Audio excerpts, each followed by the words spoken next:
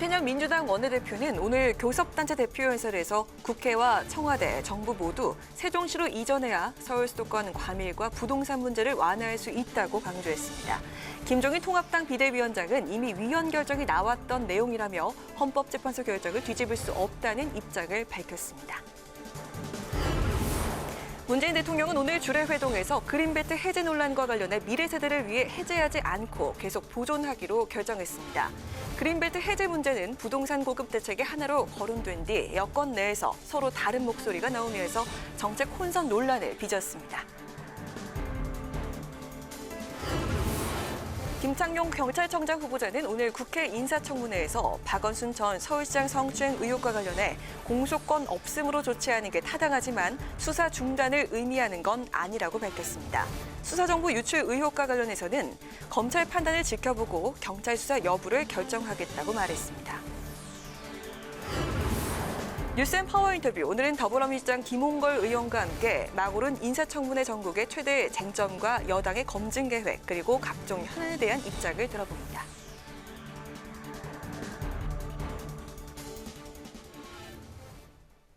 안녕하십니까. 7월 20일 의정 종합뉴스 뉴스엔 시작하겠습니다. 네, 오늘은 인사청문회 중계관계로 조금 늦게 시작합니다. 21대 국회에 들어 첫 교섭단체 대표연설이 시작됐습니다. 더불어민주당 김태년 원내대표는 국회와 청와대, 정부 부처를 모두 세종시로 옮길 것을 제안했습니다. 또 남북관계 개선을 위해 금강산 관광과 개성공단 운영을 재개하자 이렇게 강조했습니다. 보도에 한도영 기자입니다. 김태년 원내대표는 먼저 국회와 청와대, 정부 부처 모두 세종시로 내려가야 서울과 수도권의 과밀 부동산 문제를 해결할 수 있다고 밝혔습니다. 과거 참여정부 때 추진됐고 지난 대선 당시 문재인 대통령 공약이기도 했던 행정수도 이전론에 다시 불을 붙인 겁니다. 행정수도 완성은 국토 균형 발전과 지역의 혁신 성장을 위한 대전제이자 필수 전략입니다. 국회의 과감한 결단이 필요합니다. 김 원내대표는 또 7월 임시국회에서 70부동산 보완대책 입법을 완료해 부동산 투기를 근절하고 주거권을 보장하겠다고 약속했습니다. 정부가 추진하는 한국판 뉴딜에 대한 국회 차원의 뒷받침도 강조했습니다. 코로나19 위기를 기회로 바꾸고 21세기 선도국가로 부상할 핵심 전략이라며 기본법 입법, 예산 확보 등을 통해 반드시 성공시키겠다고 약속했습니다. 디지털 뉴딜과 그린 뉴딜로 삶의 방식을 바꾸고 경제 산업 체계를 혁신할 때 우리는 위기를 기회로 바꾸는 또 한 번의 역전을 이뤄낼 수 있습니다. 북한을 향해선 도발은 어떤 이유로도 용납할 수 없다고 경고하면서도 추가 도발을 막기 위해서라도 평화 노력을 계속해야 한다며 금강산 관광과 개성공단 재개, 코로나19 방역 남북 협력을 제안했습니다. 큰 틀의 합의도 해야 하지만 당장 가능한 일부터 서둘러야 합니다. 금강산 관광은 북미 간의 협상이 진전되기 전이더라도 시작할 수 있습니다. 마지막으로 고 박원순 서울시장 사건과 관련해선 불미스러운 사건에 큰 책임감을 느낀다며 피해자들에게 거듭 사과의 뜻을 밝혔습니다. 세종시 이전 제안과 관련해 통합당 김종인 비대위원장은 행정수도 이전은 2004년 헌법재판소에서 이미 위헌 결정이 난 내용이라며 부정적인 입장을 밝혔습니다. 통합당은 또 김 원내대표의 연설에는 윤미향 논란, 부동산 정책 전환 등 국민이 듣고자 하는 말은 한마디도 언급되지 않았다고 비판했습니다. 국회방송 한두영입니다. 부동산 문제와 관련해 지난주부터 그린벨트 해제 여부가 초미의 관심사로 떠올랐죠. 문재인 대통령이 그린벨트를 해제하지 않고 보존해 나가기로 했습니다. 부동산 공급 대책의 하나로 그린벨트 해제 문제가 제기된 뒤 여권 내부에서 엇박자가 잇따르면서 정책 혼선 논란이 일기도 했습니다. 보도에 임채원 기자입니다. 문재인 대통령이 정세균 국무총리와의 주례회동에서 미래 세대를 위해 그린벨트를 해제하지 않고 보존하기로 결정했습니다. 대신 주택 공급 물량을 확대하기 위해 국공립 시설 부지를 최대한 활용할 방침입니다.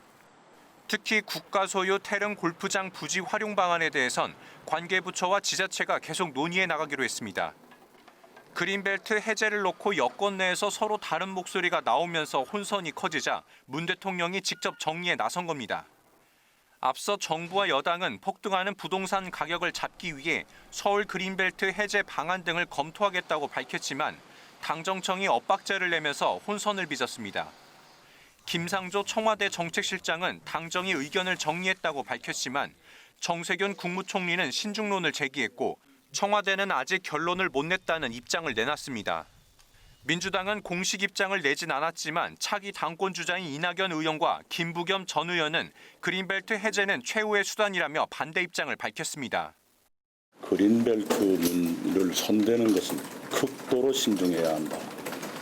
그린벨트를 손대지 않고 다른 방법이 있다면 다른 방법을 쓰는 것이 정말 최후의 수단이 되기 전까지는 그린벨트 문제가 너무 그렇게 쉽게 그렇게 풀어져서는 안 된다고 보는 입장입니다. 야권은 여권의 혼선이 부동산 시장에 혼란만 부추겼다고 비판했습니다. 미래통합당 김종인 비대위원장은 여권에서 부동산 정책과 관련한 다양한 목소리가 쏟아져 도대체 누가 정책을 주도하는지 분명치 않다고 지적했습니다. 또 제가 일반 국민이 누구의 말을 듣고 이 주도 정책을 신뢰해야 되는지 도무지 알 수가 없습니다. 국민의당 안철수 대표도 정권이 내놓은 결론은 단일하고 명쾌해야 한다고 강조했고 정의당 심상정 대표도 여권의 혼선을 지적했습니다. 국회방송 임천입니다. 네, 오늘 국회 행정안전위원회에서는 김창룡 경찰청장 후보자에 대한 인사청문회가 열렸죠. 박원순 전 서울시장의 성추행 의혹 사건이 쟁점이 됐습니다.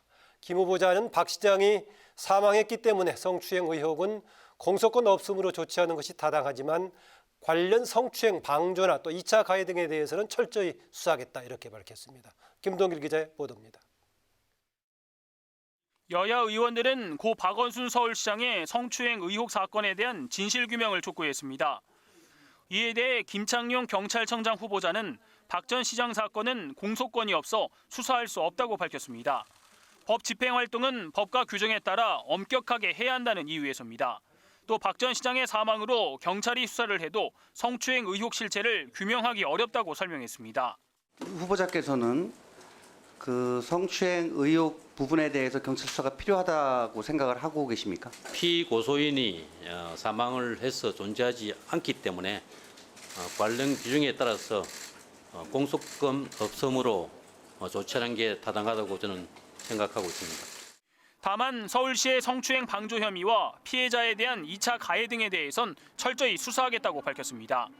김 후보자는 박 전 시장의 성추행 피소 사실을 청와대에 보고한 것은 적법한 절차에 따른 것이라고 강조했습니다. 또 보고 사안에 대해선 청와대의 수사 지휘를 받지 않는다며 청와대 개입 가능성에 선을 그었습니다. 사회의 이목을 집중하는 중요 사건 등에 대해서는 발생 단계에서 보고하는 걸로 저희 내부 규칙에 규정이 되어 있습니다. 야당이 제기한 박 전 시장 성추행 피소 사실의 사전 유출 의혹에 대해선 경찰이나 청와대에서 유출된 정황은 없다고 밝혔습니다. 여기 보시면 수많은 경찰 조직을 거쳐서 올라가게 돼 있습니다. 경찰에서 유출되지 않았다고 말씀하셨는데 확실합니까? 현재까지 유출된 정황은 확인되지 않은 걸로 알고 있습니다. 또 현재 검찰에서 수사하고 있는 만큼 검찰 판단을 지켜보면서 경찰 수사 여부를 판단하겠다고 말했습니다. 국회 방송 김동길입니다. 국회 과학기술방송통신위원회에서는 한상혁 방송통신위원장 후보자에 대한 인사청문회가 진행됐습니다. 연임을 시도하는 한 후보자는 지난해에 이어 두 번째 검증대에 오른 건데 여당은 정책 질의에 집중했고 야당은 한 후보자의 편향성을 지적했습니다. 보도에 박지영 기자입니다. 여당은 한상혁 방송통신위원장 후보자를 상대로 정책 질의를 통해 업무 수행 능력을 집중 검증했습니다. 한 후보자는 재임용 후 가장 역점을 두고 추진할 과제를 묻는 여당 의원의 질의에 방송통신의 공공성과 경쟁력 향상을 위한 제도 혁신을 꼽았습니다. 방송통신위원장으로서 일해 오시는 동안 꼭 하고 싶었던 일인데 못 하셨던 거, 또 앞으로 5기 방송통신위원장으로 임명되신다면 반드시 하고 싶은 일에 대해서 아주 경영상 어려움도 있고 경쟁력도 상실해가고 있고요. 그러면서 더불어서 또 그러다 보니까 이런 미디어가 가져야 될 공공성 약화되고 있습니다. 이런 부분을 반드시 해결해야 한 후보자는 급변하는 미디어 환경 속에서 지상파의 경영난을 해결하기 위해 수신료 인상이 필요하다는 여당 주장에도 힘을 실었습니다. KBS 수신료 인상으로 인해서 여유가 생긴 방송 광고의 여유분들을 타 방송 매체로 이전시키는 이런 시장의 선순환을 만들지 않고서는 지금 이 지상파의 위기를 극복하기가 굉장히 불가능해진 게 아니냐. 따라서 근본적으로 그 공영방송의 재원 구조를 다시 생각을 해야 되는 상황이 왔다고. 야당은 지상파의 방송 편향성을 문제 삼으며 관리 감독을 해야 하는 방통위가 직무유기를 해왔다고 비판했습니다. 그러면서 지상파의 재정 악화는 경쟁력 없는 콘텐츠 제작과 친정부적인 편파 방송으로 국민에게 외면받았기 때문이라고 주장했습니다. 드라마 출사표에서는 대놓고 진보는 선, 보수는 악이라는 프레임을 짜는가 하면 검언유착에 관해서는 확인되지도 않은 오보를 했다가 사과를 하는 것이 KBS 현실입니다. 자, 후보자 같으면 3,600원 내고 넷플릭스 보시겠습니까? 2,500원 내고 KBS 보시겠습니까? KBS의 중요성 또한 간과해서는 안 되는 부분이라고 생각합니다. 야당은 한 후보자가 방송통신 정책의 공정성과 중립성을 지키지 못한 인사라며 자진 사퇴를 요구하기도 했습니다. 공정성도 없고 객관성도 없고 중립성도 없습니다. 그 중심에 방통위가 있는 겁니다. 후보자가 있고요. 진짜 언론 자유를 위해서 사퇴할 의향이 없으십니까?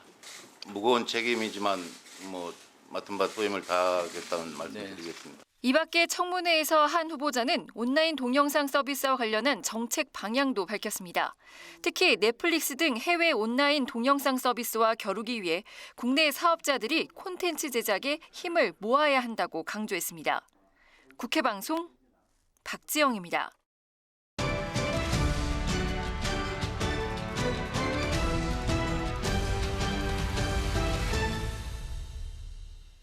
네, 이슈 분석 오늘은 양윤성 기자입니다. 어서 오세요. 어서 오세요. 네, 양 기자 오늘 첫 주제 민주당 내부에서 나오고 있는 민주당의 반성 얘기네요. 네, 민주당 소속 의원들이 조금 늦은 감이 있습니다만 고 박원순 전 서울시장의 이 성추행 의혹에 대해 잇따른 반성의 메시지를 내놓고 있는 겁니다. 삼선의 박완주 의원 SNS를 통해서 사실 그대로 냉정하게 확인을 해야 한다고 밝혔고요. 이원우 의원도 민주당의 태도가 내로남불식이다라고 강하게 비판을 했습니다. 예. 박 전 시장과 관련해 잇따른 논란에 여론이 악화되면서 당 소속 의원들이 의견을 내기 시작한 것으로 풀이됩니다. 박완주 의원은요, 사건에 대한 진상규명이 무엇보다 중요하다고 강조를 했는데요.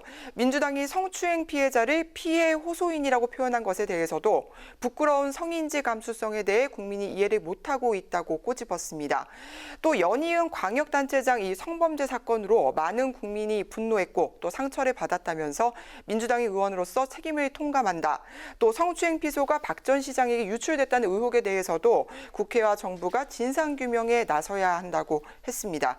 이원우 의원도 그동안 정치적 반대 세력의 잘못에 대해선 강도 높게 비판을 했는데 예. 민주당이 이 무죄 추정의 원칙을 얘기하는 건 좀 맞지 않다라고 강하게 비판했습니다. 네, 이원우 의원은 이번 최고위원 선거에도 출사표를 던졌죠. 네, 그렇습니다. 이 삼선인 이원우 의원은요, 어제 기자회견에서 민주당을 민주당답게라는 캐치프레이즈를 가지고 나왔는데요. 최근 네. 당 지지율이 하락하는 것과 관련해 인천국제공항공사 정규직 전환 사태 그리고 정의기억연대 사태 등에서 공정함의 가치가 사라졌다라고 지적을 했습니다. 민주당이 자성해야 될 지점은 바로 민주라고 강조를 또 하기도 했는데요. 이원우 의원의 이런 쓴소리가 현 최고위원이죠. 김혜영 전 의원을 떠올리게 하는데 어떤 결과를 낼지 관심이 모아집니다. 예. 또 앞서 출마를 선언했던 이재정 의원, 혁신과 개혁의 전사가 되겠다라고 강조를 했고요. 오늘 사선의 노웅래 의원도 공식 출마 선언을 했습니다. 원외 인사로 염태영 수원시장이 최고위원회 출사표를 냈고요. 김종민, 한병도, 소병훈, 신동근 의원도 출마를 준비 중입니다. 또 진선미, 양양자 의원도 출마를 고심 중인 것으로 전해졌습니다. 이 코로나19와 박원순 전 서울시장 유고 등으로 인해서 흥행 저조가 좀 우려가 됐었는데요. 민주당 8.29 전당대회 오늘과 내일이 후보 등록일인데 점차 달아오르는 양상을 보이고 있습니다. 특히 최고위원 선거 같은 경우에는요. 공정, 여성, 그리고 호남 같은 저마다의 키워드를 내세운 후보들이 아주 치열하게 경쟁을 펼칠 것으로 예상이 됩니다. 네, 최고위원 도전해 보니까 원외에다가 초선도 포함되어 있군요. 네, 그렇습니다. 예.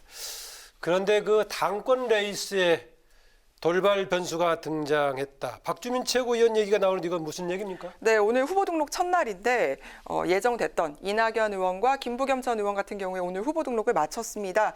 공식 등록을 했는데요. 그런데 돌발 변수가 생긴 겁니다. 박주민 최고위원이 당대표 출마를 고심하고 있다라고 공개적으로 발언을 했는데요. 기자들이 이 당대표 선거에 출마 의사를 물었는데 여기에 고민하고 있다. 아직 결정을 안 내렸다라고 말을 했습니다.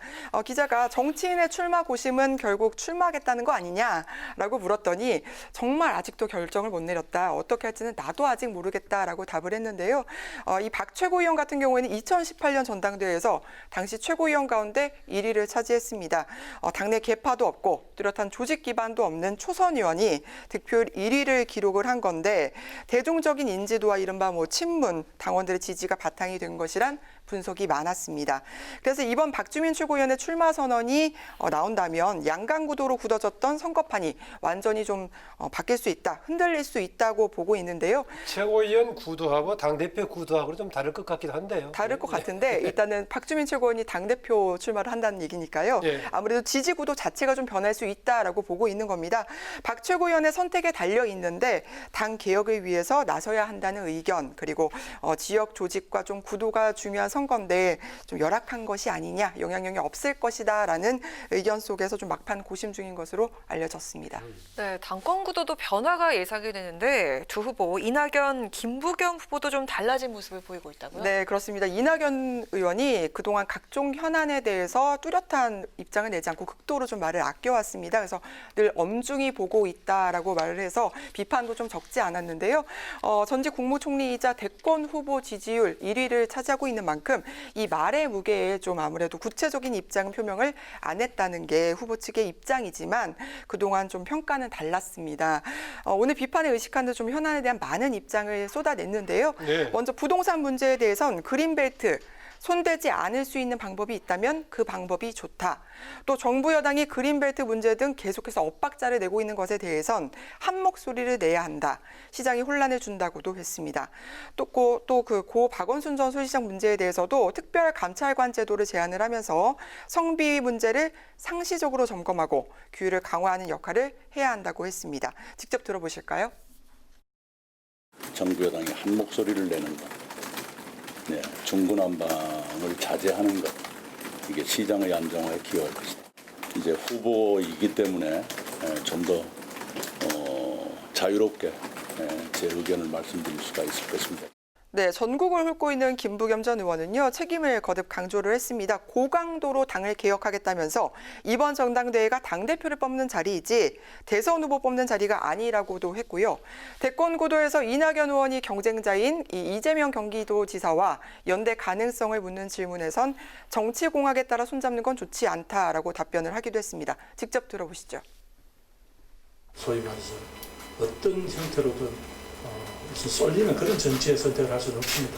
그건 또 같이 가면 제 스스로 모습이 되고, 또 제가 정치를 하면서 뭘 하자고 연대해본 적은 있습니다. 뭘 하지 말자고 누구를 반대한다고 하는 그런 정치공학을 저는 그렇지 않다고 보기 때문에. 다음 얘기는 이재명 지사가 최근에 대통령 언급이 잦다, 친문을 향한 구애가 아니냐 이런 얘기 나오고 있습니다. 네, 대법원 판결 직후에 이재명 지사가 문재인 대통령의 성공을 위해 최선을 다하겠다는 소회를 밝히기도 했죠. 또 그제는 문 대통령이 이 개미 주주들에 대한 목소리를 반영을 해서 금융세제 개편안 재검토를 지시를 했다면서 환영의 뜻을 밝히기도 했습니다. 여당 소속이니 당연한 거다라고 볼 수도 있겠지만요.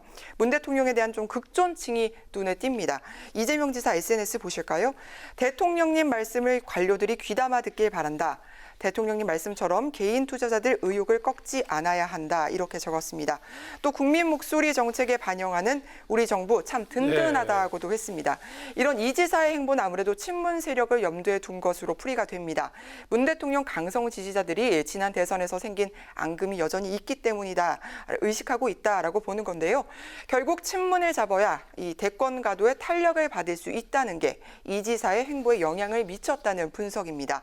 이에 반해서 당 당에 대한 쓴소리는 하면서 보폭은 넓히고 있는데요. 민주당이 서울시장, 부산시장 후보를 내지 말아야 한다라는 발언을 오늘 했고요. 부동산 정책과 관련해서는 그린벨트 훼손을 통해서 공급 확대를 할 게 아니라 도심 재개발, 용적률 상향이 답이라고 제시를 했습니다. 민주당 정책과는 전혀 반대되는 입장이죠. 예. 국회의원 300명 전원에겐 편지를 보냈는데요. 병원 수술실에 CCTV 설치를 의무화해야 한다며 입법을 촉구하는 내용을 보냈습니다. 이 지사의 강점하면 아무래도 정책의 선명성을 꼽을 수 있겠습니다. 그동안 기본소득제 주장이라든지 이재명표 정치 확실하게 보여줬는데요. 대권 주자로서 어떤 행보를 보일지 확실히 국민의 눈을 사로잡고 있는 것은 분명해 보입니다. 네, 이재명 지사 여기까지 했습니다. 여기 나왔던 민주당이 서울시장 또 부산시장 후보 낼 것인지 말 것인지 앞으로 상당히 중요한 쟁점이 될 것 같습니다. 그럴 것 같습니다. 네, 양효선 기자 오늘 수고했습니다. 수고했습니다. 네, 민주화 이후 첫 국회의장이었던 김원기 전 국회의장의 구술집이 나왔습니다. 육선의 김 전 의장은 노무현 전 대통령의 정치 스승으로 알려졌는데 국가보안법을 처리하지 못한 것이 정치 인생에서 가장 아쉽다고 했습니다. 강민지 기자입니다. 17대 전반기 국회의장을 지낸 육선 의원인 김원기 전 국회의장. 김 전 의장은 1988년 협치를 꽃피운 원내 총무로 알려졌습니다. 여소야대 사당 체제 시절 제1야당인 평화민주당 원내 총무를 맡으면서 고 김윤환 민주정의당 총무와 여러 차례 굵직한 협상을 주도했습니다. 15대 총선을 앞두고는 노무현 전 대통령과 국민통합추진회의 활동을 하면서 노 전 대통령의 정치 스승으로 불리기도 했습니다. 김 전 의장은 노 전 대통령의 탄핵 추진은 의회 정치에 부끄러운 일이었다며 탄핵할 만한 사유가 없는데 그런 일이 벌어진 건 불합리하고 비이성적이었다고 비판했습니다. 중요한 역사의 전환점에서 내가 정치의 책임을 맡아가지고 있을 때 여러 가지 있었던 일에 대해서 그 기록을 남기는 것이 좋겠다 하는 반성을 갖게 되었습니다. 정치 인생에 가장 아쉬웠던 일로는 국가보안법을 처리하지 못한 점을 꼽았습니다. 2004년 말 당시 여당인 열린우리당이 국가보안법 폐지를 추진했지만 야당인 한나라당의 반발로 처리되지 못했습니다. 김 전 의장은 노 전 대통령이 여야 간 협상에서 부족한 점이 있었던 것 같다며 아쉬움을 드러냈습니다. 김원기 전 국회의장의 구술집은 국회 도서관과 국회 전자도서관에서 읽을 수 있으며 관련 동영상 서비스도 제공하고 있습니다. 국회 도서관은 2012년부터 국회의장을 비롯한 주요 정치인의 구술을 채록해 발간하고 있으며 이번 구술집은 6번째입니다. 국회방송 강민지입니다. 더불어민주당이 공수처장 후보 추천위의 여당 몫의 추천위원으로 경실련 상임집행위원을 맡고 있는 박경준 변호사를 선정했습니다. 이로써 민주당 몫의 공수처장 후보 추천위원은 박 변호사와 김종철 연세대 교수가 맡게 됐습니다. 민주당은 박 변호사가 수년간 시민단체와 정부 관련 공익활동을 해오면서 특히 소비자 피해 구제, 분쟁 조정 등에서 활동한 만큼 공정 분야의 전문가로서 다양한 활동을 할 것으로 기대한다고 밝혔습니다. 더불어민주당은 당 소속 지자체장들의 잇단 성비위 문제와 관련해 재발 방지책의 하나로 윤리감찰단을 설치하기로 결정했습니다. 민주당은 오늘 비공개 최고위원회의에서 당 윤리감찰단을 상설특별기구로 설치 운영해 당 소속 선출직 공직자들의 비윤리, 비도덕적 문제에 대응하기로 했습니다. 감찰단은 조사와 감찰 전문성을 갖춘 당내외 인사들로 구성될 예정이며 감찰은 물론 각종 윤리기관과 관련한 예방교육도 수행할 방침입니다. 미래통합당과 국민의당이 추미애 법무부 장관에 대한 탄핵소추안을 국회에 제출했습니다. 양당은 추 장관이 인사권과 지휘권을 남용하고 이른바 검언유착 의혹 사건과 관련해 법치주의를 위협하고 있다며 탄핵안 제출 배경을 설명했습니다. 탄핵소추안은 본회의가 보고된 때부터 24시간 이후 72시간 이내에 표결해야 하는 국회법에 따라 내일 본회의에 보고되면 23일이나 24일에 표결이 이뤄질 전망입니다. 미래통합당이 당의 핵심 비전을 담을 새 정강 정책에 민주화와 근대화 모두를 기본 정신으로 남기로 했습니다. 통합당 정강정책 개정특위는 오늘 비상대책위원회에 모두의 내일을 위한 약속이란 제목의 새 정강정책 초안을 보고했습니다. 초안에는 5.18 민주화 운동을 포함해 정부 수립 이후 박정희, 전두환 정부까지 이어진 민주화 운동의 정신을 계승한다는 내용을 담았습니다. 통합당의 새 정강정책 초안은 의원총회에서 의견을 수렴한 뒤 상임 전국위와 전국의 의결을 거쳐 확정됩니다.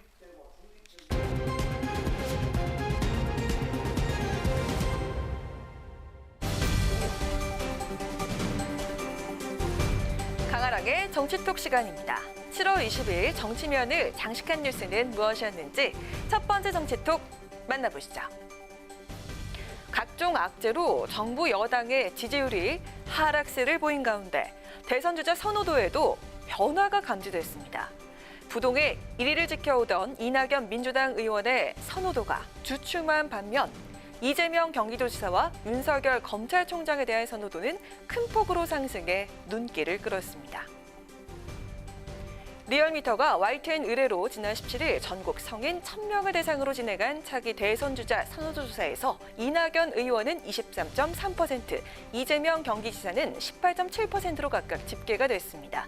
두 사람의 격차는 4.6%포인트로 처음으로 오차 범위 안으로 진입한 건데요.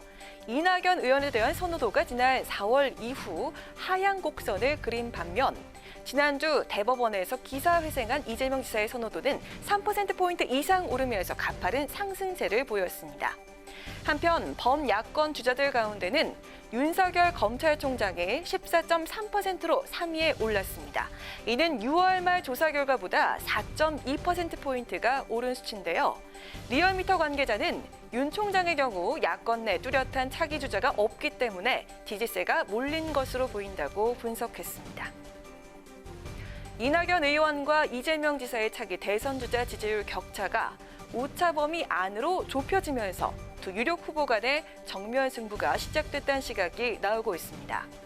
이낙연 대세로는 그대로 유지될 수 있을지, 이재명 상승세가 이어질지 아니면 의외의 변수로 대선판에 지각 변동이 일어날지 끝까지 지켜봐야겠습니다. 오늘의 두 번째 정치톡입니다. 미래통합당이 비대위 회의실 백보드를 더불어민주당을 연상케 하는 색상과 문구로 교체했습니다. 부동산 정책 관련 공세 수위를 높이기 위한 것으로 보이는데요. 출입 기자들 사이에선 여기가 민주당인지 통합당인지 헷갈린다라는 우스갯소리마저 나왔다고 합니다. 김종인 비대위원장 뒤로 보이는 통합당의 백보드, 단번에 눈길을 사로잡죠. 지난주 논란이 된 민주당 진성준 의원의 그렇게 해도 안 떨어져요 집값 이 발언이 중앙에 배치가 됐고요. 그 밑에는 더불어민주당이라고 이 발언의 출처와 함께 배경색도 민주당의 상징색인 파란색으로 채웠습니다. 민주당에도 몸을 담았었던 김종인 위원장이 파란색 배경 앞에 앉으니 사진만 보면 여기가 어딘지 헷갈릴 것 같다라는 사람도 있을 정도였는데요. 오늘 김 위원장의 넥타이 색깔도 공교롭게 파란색이었습니다. 해당 백보드를 기획한 김수민 통합당 홍보본부장은 현 부동산 정책과 진성준 의원의 발언에 대한 국민들의 분노에 공감하는 차원에서 진 의원의 발언을 그대로 인용해서 백드롭을 준비했다라고 설명을 했습니다.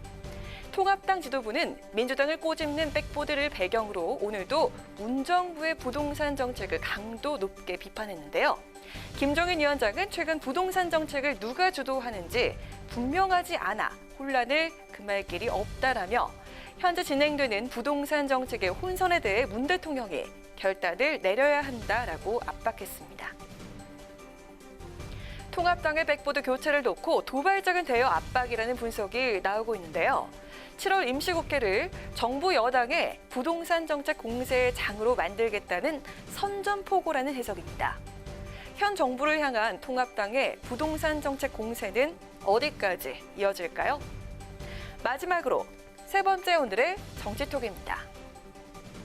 정의당 혁신위원회 2달여 동안 고심한 혁신안 초안을 공개했습니다.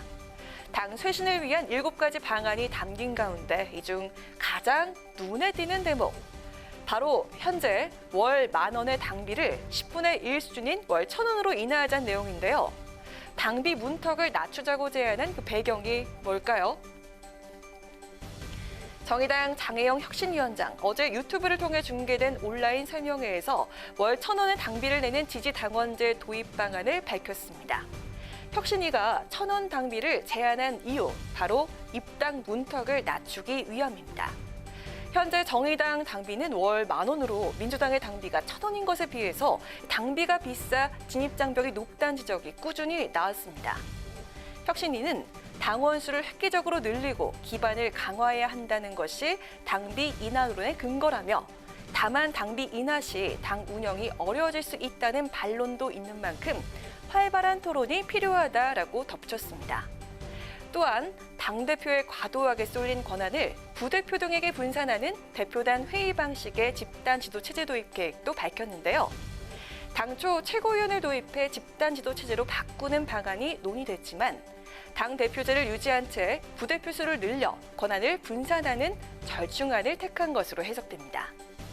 정의당은 당 안팎의 의견을 수렴한 뒤 오는 8월 말 혁신당대회에서 최종안을 확정할 계획입니다. 고 박원순 시장 사태로 촉발된 탈당 러시에 고심이 깊은 정의당, 자구책 마련에 한창인데요. 과연 정의당은 당비 1,000원대를 열고 당 외연을 확장하는 동시에 쇄신을 이끌어내는 두 마리 토끼를 잡을 수 있을까요? 이상 강아랑의 정치톡이었습니다.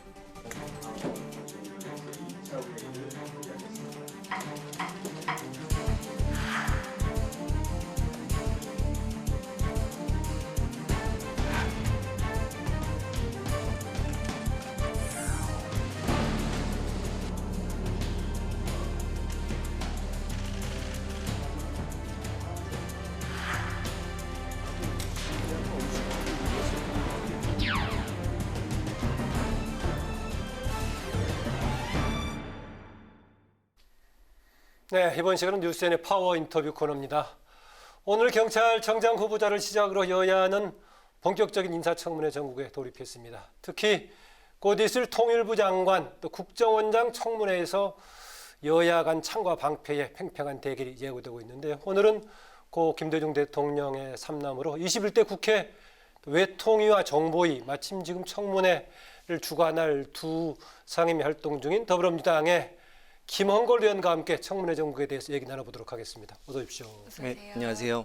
예, 조금 전에 얘기했지만 마침 이게 외통위, 정보위 해가지고 바로 관련된 상임위에 지금 활동을 하게 돼서 그러시네요. 예, 저하고 김태년 원내대표 두 사람만 두 개의 청문회를 다 뛰게 됐습니다. 예, 원내대표는 뭐 그럴 수 있다라고 보는데 보니까는 초선 의원이신데 굉장히 예. 중요한 자리에 가셨네요. 예, 예상치 못하게 그렇게 됐네요. 예, 일단 오늘 23일에 이인영 통일부 장관 후보자 인사청문회가 시작이 되는데, 대개 이렇게 장관을 바꿀 때는 정책 기조를 같이 바꾸려고 할 때 바꾸는 경우도 있고 그냥 사람만 바꾸는 경우도 있는데, 이번의 경우는 어떤 케이스에 해당된다고 보십니까? 글쎄요, 제가 보기에는 이제 이 조금씩 다른데 예. 이인영 후보자의 경우는 이제 좀 정치인이 가서 추진력 있게 남북관계 개선을 밀어붙여 봐라 하는 뜻이 있을 것이고, 이제 박지원 국정원장 후보자의 경우는 경험과 경륜, 그리고 이제 6.15 시대에 예. 이 남북관계 개선에 나섰던 경험이 있으니까 예. 그것을 활용해 보겠다, 이런 의도가 아닌가 싶네요. 통일부 장관 내정에 대해서 어떻게 평가하십니까? 글쎄요, 뭐 이인영 후보께서 얼마나 잘하실지는 두고 봐야 알지만 예. 일단 정치인을 임명해서 한번 힘을 실어주고 어떤 교수 출신, 예. 관료 출신이 하지 못했던 것을 과감하게 시도해 보도록 하는 그 뜻은 뭐 제가 이해할 만하고 바람직하다고 봅니다. 예, 정치력과 추진력은 뭐 기대해 볼 수 있다, 이런 의미죠. 예. 네, 통합당이 이인영 후보자에 대한 송곳 검증을 벼르고 있는데요. 이 후보자를 과거 편향적인 대북관을 가졌던 분, 이렇게 평가를 하면서 특히 아들 관련 문제를 고리로 벌써부터 공세에 나서고 있는데요. 이 부분 어떻게 보십니까?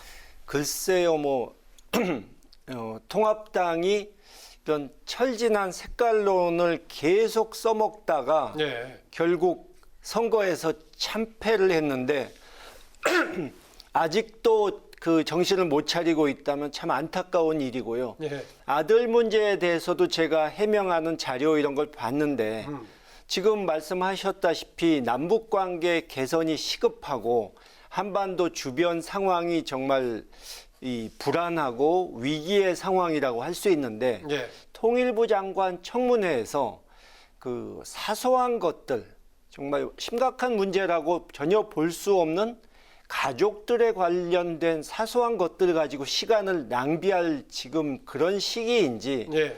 뭐 청문회 자체는 저는 증인을 얼마든 부르든 뭐 미국처럼 장기간 하든 전 그건 상관없다고 생각하는데 예. 그것이 후보자의 이 정책과 소신 이런 것들 그러니까 그 사람이 제대로 자질을 갖추고 있는지를 검증한 거라면 얼마든지 길게 해도 좋지만 예. 이 짧은 시간에 청문회를 끝내야 되는데 그런 거 가지고 시간 낭비한다는 것은 저로서는 참 이해하기 힘든 일입니다. 그러면 주로 이제 여당의 지금 외통위원들 지금 김 의원님을 포함해서 주로 이제 정책 능력 검증에 초점을 두는 청문회가 되겠네요.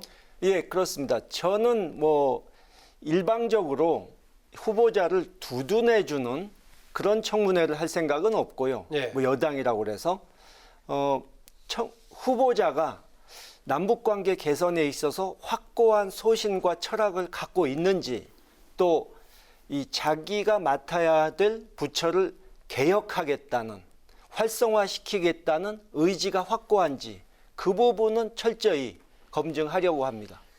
네, 일주일 뒤에 있을 또 청문회 전국에 어찌 보면은 통일부 장관 이상으로 지금 청문 전국의 핵이라고 할 수 있는 박지원 국정원장 후보 인사청문회 열리는데요.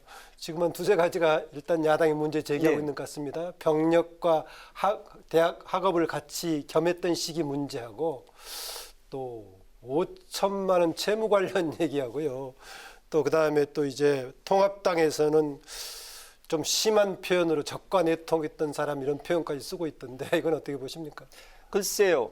뭐 그분에 관련된 뭐 소위 의혹이란 것들이 상당히 뭐 잘 아시는 관계죠. 예. 근데 그 의혹이란 것들이 정확하게 어떤 내용이고 후보자 측에서는 어떻게 해명을 하는지를 저희가 아직은 받아보지 못했기 때문에 아하. 그 부분은 단정적으로 제가 말씀을 드릴 수가 없는데 지금 말씀하신 내통이란 부분은 사실 그 당시에 그분이 혼자서 6.15 당시에 혼자서 북한과 뭘 교섭하신 게 아닙니다. 네. 외교부에서 먼저 나섰고 마무리는 국정원에 속한 분들이 했고 네.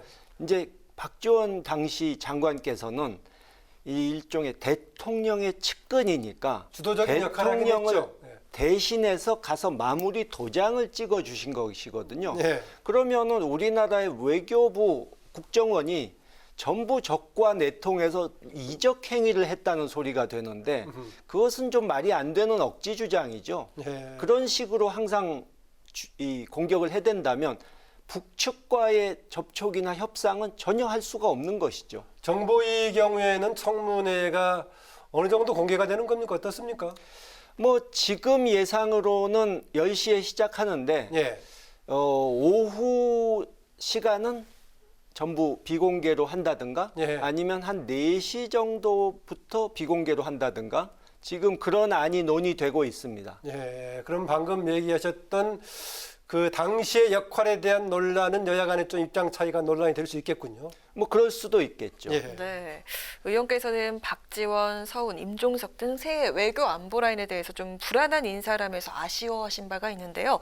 그 이유가 무엇인지 궁금합니다. 불안하다는 표현은 제가 쓴 적이 없고요. 아, 보도가 그렇게 나갔군요. 네. 그 제가 말한 것은 그러니까 그분들의 뭐 경험이나 능력이나 뭐 이런 부분은 의심을 하지 않는데 충분히 그 자리를 하실 만한 분들인데 지금 타이밍에 과연 맞는지는 잘 모르겠다. 무슨 얘기냐 하면 지금 현재는 남북 관계가 제대로 풀리지가 않고 네. 그러니까 북측의 김정은 위원장은 제가 여러 차례 언론에서 얘기했지만 과거의 얘기 그러니까 6.15니 14니 뭐 이런 과거의 얘기에는 연연하지를 않아요. 아하. 과거에 좋은 인연이 있었다 해도 그것 때문에 대접을 더 잘해주거나 이게 없습니다. 지금 북한의 사정이 힘들고 어렵기 때문에 지금 이 위기를 타개해 가는데 얼마나 도움을 줄 수 있느냐 이걸 보고 판단하는 겁니다. 게다가 뭐 이 14가 아니라 9.19, 4.27 같은 예, 문재인 그때 정부에서 나섰던 했던, 예. 분들, 뭐 6.15 때 관련이 있던 분들 이런 분들이 나서면 도움이 될 거라고 생각하는데 김정은 위원장에게는 좀 전에 말씀드린 옛날 일에는 관심이 없고 자기가 나섰던 9.19와 4.27도 남쪽에게 호의를 베풀었는데 결국 자기는 별로 받은 게 없다. 손해본 장사였다. 이렇게 생각하고 있기 때문에 이번 뭐 이 연락사무소 폭파만 보셔도 아실 수 있듯이 그렇게 보기 때문에 오히려 2년 전 이 정상회담에 관련돼서 그쪽과 협상했던 분들이 다시 나서는 게 마이너스일 수도 있다는 거예요. 아, 그래서 근데 서훈 신임 예. 실장 같은 경우에는 바로 얼마 전에 했던 연속선상에 보기보다는 뭔가 과거의 역할로 보시는군요. 그러니까 북측이 서훈, 정의용 두 분을 거명하면서 특사 파견하려고 그랬는데 우리가 거절했다. 대놓고 그 처음 있는 일 아닙니까? 아하. 별로 탐탁치 않다는 소리죠, 그 사람들이. 근데 문제는 북측만 그런 게 아니고 이제 지금 북측을 설득하고 이 상황을 호전시키기 위해서는 결국은 우리가 쓸 수 있는 카드가 없기 때문에 미국을 설득해서 미국을 일단 안심시키고 우리가 일단 좀 상황을 이끌어 가 보겠다 해야 되는데 그 미국을 설득시킬 인물이 눈에 띄지 않는다 하는 것을 제가 걱정을 하는 거죠. 그러니까 북한이 말로는 민족 자주 우리 민족끼리 떠들지만 실제로는 그 사람들은 우리가 친미를 하든 반미를 하든 그건 신경 안 씁니다. 미국을 어떤 방식으로든 설득해서 유익한 결과만 가져오라는 겁니다. 그걸 못한다면 통미봉남으로 가지 남쪽하고 상대할 이유가 없다 이렇게 보는 겁니다. 우리가 대단한 성과를 가졌던 4.27이라든가 이후에 9.19 등도 그것만 가지고는 남북 간에 서로가 뭔가 문제를 푸는데 큰 자산이 될 수 없다 이렇게 보는군요. 그때 좋은 합의들을 정말 유익한 합의들을 많이 했는데 이루어진 게 없지 않습니까? 이 미국 측의 반대에 의해서. 그러니까 우리가 어쨌든 미국을 설득 못한 건 사실이니까 그 문제에 있어서는 솔직히 이 북쪽에게 큰 소리 치기가 어렵죠. 그러면은 후보자들에게 좀 어떤 점을 좀 파악해 보려고 하실 건가요? 청문회에서. 그러니까 단순히 북측을 이런 식으로 설득하겠다. 그것만으로는 안 된다. 불충분하고 특히 이제 뭐 안보실장은 청문회에 나오는 분이 아니니까 어쩔 수 없지만 국정원 경우에는 이제 한반도 주변 국가를 설득시키고 그들의 협조를 얻어낼 수 있는 방안이 있는지 뭐 그런 것도 좀 질문해야겠죠. 네. 국회에서 지난 16일에 이제 21대 국회 공식 개원식을 늦게 했죠. 네, 그날 이제 개원사에서 박병석 국회의장이 남북 국회회담도 북에 공식 제안을 했는데 북한에서는 이틀 뒤에 18일 날 우리 국회를 두고 무슨 뭐 깽판 국회니 동물 국회니 조롱한 듯한 그런까지 했는데 어떻게 이걸 좀 동력을 살릴 수 있을까요? 글쎄요. 뭐 남북 국회회담은 지금으로서는 쉬운 일이 아니죠. 그러니까 저는 일단은 과거 이제 저희 아버지인 김대중 대통령님께서 취임하셨을 때 했던 것처럼 남북 관계가 정부 대 정부, 공식적인 이런 것들이 하기 힘든 상황일 때는 일단 조바심 내지 말고 민간 교류부터 가능한 것부터 그러니까 민간 차원에서 뭐 제3국을 통한다든가 그래서 국제 협력으로 포장해서 북한 측도 체면이 깎이지 않고 나설 수 있도록 만들어 줘 가지고 그렇게 해서 서서히 다시 물꼬를 트는 우회하는 전략을 쓰는 것도 필요하다고 생각합니다. 그럼 김 의원께서는 특히 이제 한반도 상황 남북 관계를 생각할 때 아버님이 하셨던 거 상당히 염두에 두면서 이럴 때 어떻게 할 것인가 이렇게 스스로 자문자답하고 그러시겠군요. 예, 그렇습니다. 그런 점에서 지금 방금 말씀하신 현재 한국의 상황은 아까 이럴 경우 저럴 경우 가정에서 말씀하셨는데 어떤 전략이 필요하다고 보십니까 지금? 사실 우리 힘으로 어쩔 수 없는 부분이 많기 때문에 한국이 좀 전에 말씀드린 것처럼 미국을 적극 설득해서 뭔가 우리가 써먹을 수 있는 카드를 만들어내는 그런 부분이 필요하다고 보고요. 예. 경우에 따라서는 이 눈 딱 감고 좀 뭔가를 저질러 보는, 과감하게 저질러 보는 것도 필요한데 현재 상황이 저지른다는 것은 남북 관계를 우리 주도로 해보는 걸 얘기하는 뭔가 거죠. 하나쯤. 근데 현재 상황은 북미 간에 사실 부시나 오바마 같은 기성 정치인, 정상적으로 판단하는 대통령이 있었다면 그런 상황이라면 미국 대선까지 뭔가 일어나기 어려울 거다 이렇게 저는 봤을 텐데 트럼프 대통령은 워낙 아웃사이더고 변칙적인 방법을 많이 쓰다 보니까 또 김정은 위원장은 김정은 위원장대로 지금 상황이 어렵고 하니까 이 극적인 그래도 스몰 딜, 그러니까 영변 대 제재 일부 완화 이게 하노이에서 깨졌는데 영변 플러스 알파 대 제재 완화 플러스 예를 들어서 안전보장 조치인 연락사무소 뭐 이런 식의 이 약간의 스몰 딜이 이루어질 수 있다. 그것은 정상끼리 안 만나도 뭐 국무장관 대 뭐 김영철 부장이라든가 그런 수준의 만남으로 이루어질 수도 있다고 저는 생각합니다. 네, 트럼프의 특이함 기대해 볼 수 있는 특이함인지 오히려 불편한 특이함인지는 좀 봐야겠는데요. 네, 의원께서는 역사 바로 세우기 프로젝트의 첫 네. 번째 법안으로 국립묘지에 안장된 친일 행위자 묘를 파묘하는 법안을 대표 발의하셨는데요. 법안이 통과되면은 고 백선엽 장군 묘를 이장해야 할 것 이렇게 말씀을 하셨는데 이렇게 되면 보수 진영에서 좀 역풍이 예상되는데 어떻습니까? 글쎄요. 파묘라고 해서 마치 제가 무슨 반인륜적인 것을 강요하는 것처럼 이렇게 사람들이 언론에서 그런 식으로 왜곡 보도를 하는데요. 글쎄 제가 보기에는 너무도 당연한 것이 아닌가. 국민 정서를 생각할 때도 그렇고. 너무 과도한 근본주의적인 접근 아닌가 이런 비판도 있을 수 있잖아요.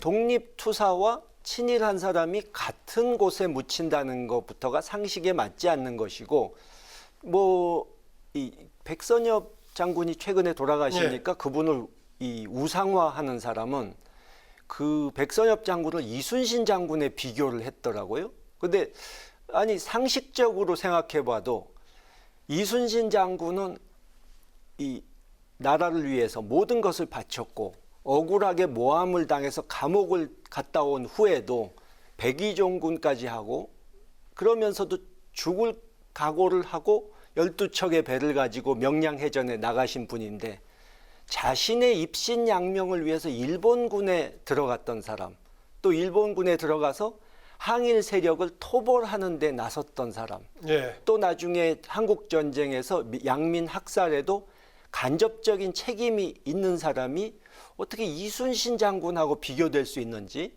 저는 그 부분이 통 이해가 가지 않고요. 제가 요즘 그 언론으로부터 그것 때문에 공격을 많이 당하는데 저는 최근에 저를 무슨 부동산 부자로 이렇게 칭하면서 그렇게 공격하는 것도 그런 저의가 있다고 생각합니다. 근데 사실 내용을 보면은 제가 가진 부동산 자산의 대부분이 그 동교동 사저 아버지께서 1962년에 이사 들어가신 그 집이거든요. 근데 그 집은 저한테는 아무런 재산적으로는 큰 가치가 없습니다. 경실련 발표에서는 뭐 2채인가 3채인가 이렇게 얘기했던데. 예. 그러니까 나머지 하나는 정리 작업에 이미 들어갔고요. 근데 그 동교동 집은 이게 제가 마음대로 팔아서 돈을 막 챙길 수 있는 그런 입장이 아니거든요. 그것은 지금 뭐 보도 보셨겠지만 문화재 등록을 추진하고 있고 다른 분들하고 이렇게 분란은 어떻게 해결이 됐습니까? 어땠습니까? 뭐 그 부분은 지금 정리 중입니다. 정리 중인가요? 결국 기념관을 만들어야 되는 입장이기 때문에 저는 이걸 가지고 뭐 제가 이 금전적 이익을 최대화하겠다는 생각이 전혀 없는데 그런데 이것을 계속 설명을 기자들에게 해줬는데도 모른 척하고 공격하는 것은 지금 말씀하신 그런 이유가 있다고 저는 생각합니다. 어쨌든 저희가 간에 있다. 나왔던 하나는 이제 기념관 네. 쪽이고 하나는 처분 중이니까 결국은 지금 한 채만 남는다 이제 그 얘기죠. 예, 곧 뭐 저는 최대한 빨리 하고 싶은데 기념관 만드는 것은 이 절차가 있고 하기 때문에 금방 될 일은 아닙니다. 예. 네, 국회 입성하시자마자 정말 바쁘게 활동 중이신 것 같은데요. 예. 마지막으로 21대 국회에서 꼭 이루고 싶은 목표는 무엇인지 한 말씀 부탁드리겠습니다.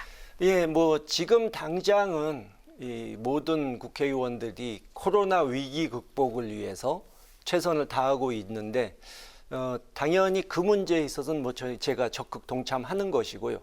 저 개인적으로는 이제 계속 말씀드렸지만 한반도 평화를 위해서 네. 남북 관계 발전을 위해서 이 여러 가지 법안들을 내놓고 필요한 법적 제도적 장치를 만드는 데 최선을 다할 생각입니다. 네. 오늘 뭐 여러 가지 특히 통일 한반도 상황 관련해서 여러 가지 전문적인 식견까지 포함해서 얘기 잘 들었습니다. 고맙습니다. 네, 감사합니다. 예, 뉴스N의 파워 인터뷰 지금까지 더불어민주당의 김홍걸 의원과 함께했습니다. 네, 내일은 맑은 날씨가 이어지면서 전국의 낮 기온이 크게 오르는 곳이 많겠는데요. 서울과 대구가 31도, 대전과 강릉이 30도까지 올라서 오늘보다 1도에서 4도가량 높겠습니다. 모레인 수요일에는 제주와 호남, 경남 지역에 다시 비가 시작되면서 목요일과 금요일 전국 곳곳에 장맛비가 내리겠습니다. 네, 오늘 뉴스N은 여기까지입니다. 내일을 여는 국민의 국회를 위해서 내일도 뉴스N이 함께하겠습니다. 시청해 주셔서 고맙습니다.